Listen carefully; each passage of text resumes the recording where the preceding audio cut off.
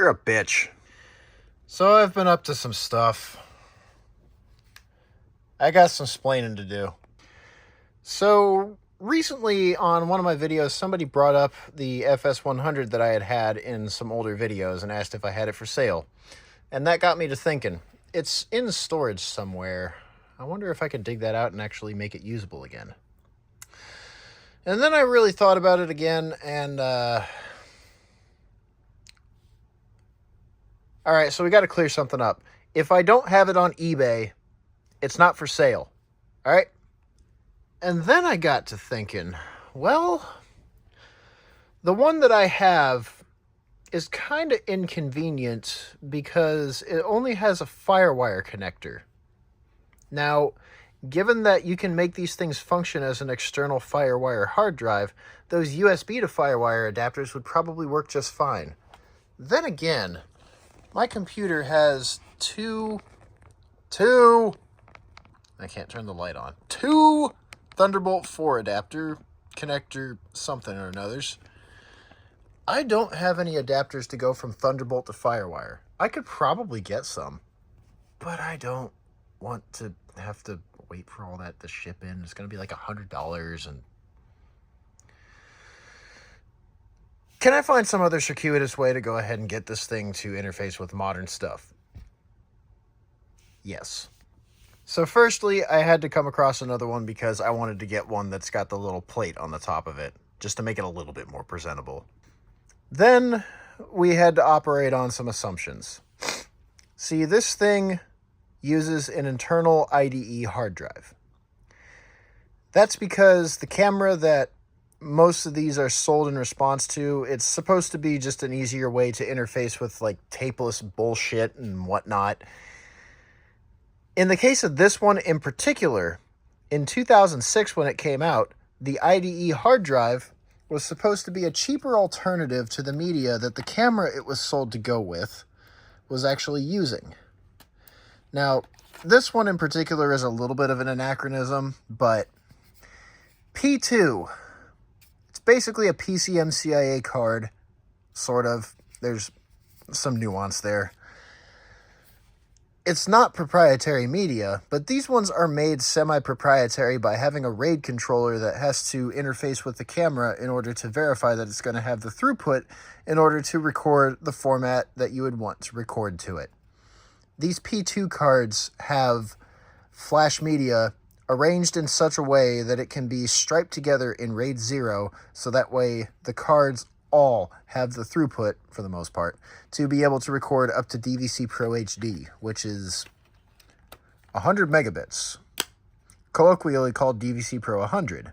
There was also a DVC Pro 50, which was basically DVC Pro, which is basically DV, except that DVC Pro 50 had a 422 subsampling rate for the color, 10-bit color depth, I think, and 4 channels, I think, of 16-bit 48 kilohertz linear PCM.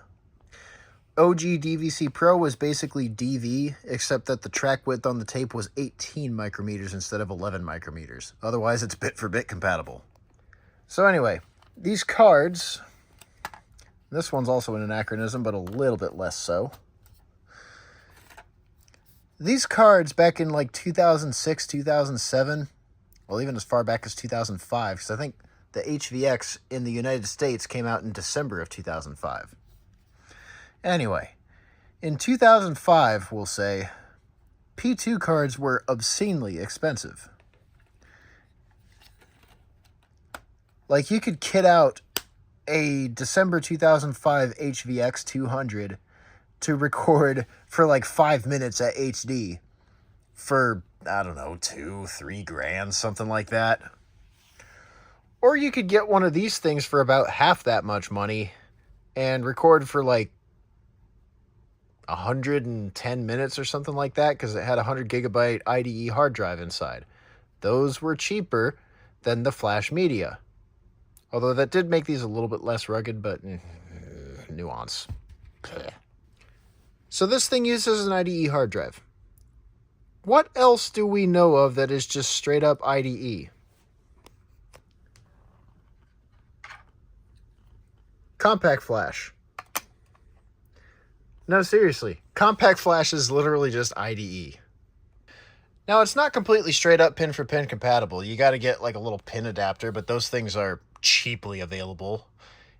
Even in these days with the tariffs and whatnot, you can still get them for reasonable prices.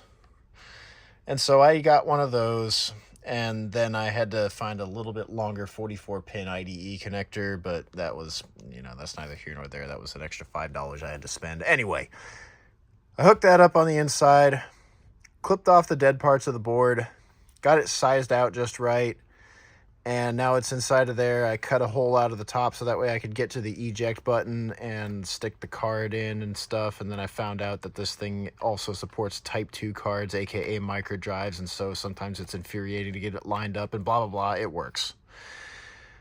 But was it literally as simple as just straight up hooking the IDE cable up to this thing and then just going? Yes. So with the card in here, at DVC Pro 100 or DVC Pro HD, whatever, 64 gigabyte card will get you slightly more than a standard definition mini DV tape would get at mini DV. Or even HDV now that I think about it. Also, no, this one in particular is not compatible with HDV. That's a different format. Yeah, there's differences and stuff. These things are fucking infuriating. However, there's a funny thing about basically all HDV cameras is that you can go into the menu and you scroll down a little bit and you can have it convert the HDV into regular DV. Now, it's only going to be standard definition, but you'll get something out of it. Also, yes, these cards do have the throughput necessary to record DVC Pro HD, so it's fine. It'll be fine. Don't worry about it. So now I've got the CF mod done. I can just take this out after I've done my recordings, stick it into a USB 3 card reader, and shove it into the computer, and everything just shows up. It works. It's good. It's perfect. And it's just, yes. But don't you need a FireWire 400 cable? Yes. For some reason, those things are still available brand new. For cheap.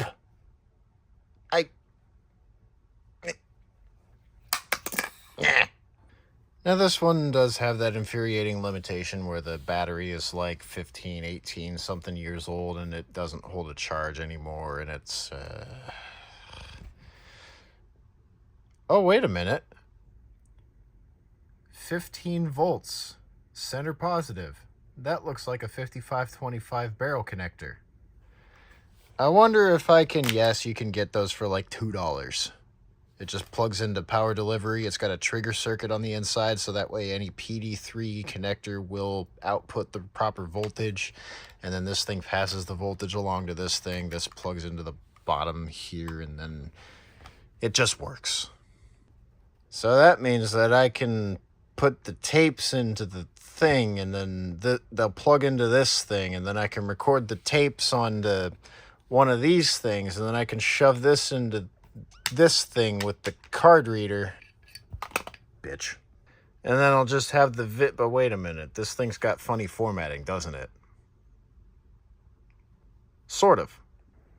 So if you don't do the organized P2 thing, you'll notice on here that you get the P1 file, that's your video, and then your L01, that's your left channel, and your R01, that's your right channel. So you're gonna have like those two MXF files for the left and right. You gotta put those into a join thing, tell it that it's stereo. The one is left and the other one is right, and it's stereo, and you're gonna basically turn that into that stream, and then you're gonna map the video to the 0 input, and you're gonna map the audio to the A out that you have right there, and then you set up your codec information and blah blah blah blah blah. Let's go.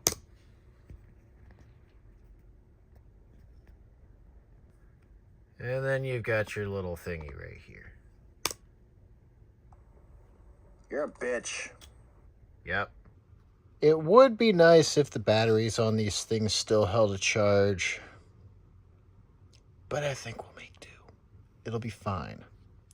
And if you insist, this just uses 3 flat pack cells in series. Totals out to around about 12 volts unloaded, or 10.8-ish volts nominal. So that's what I've been up to. Why wasn't this much more cleanly produced? Look, man, I'm dealing with depression right now. Can you just fucking not?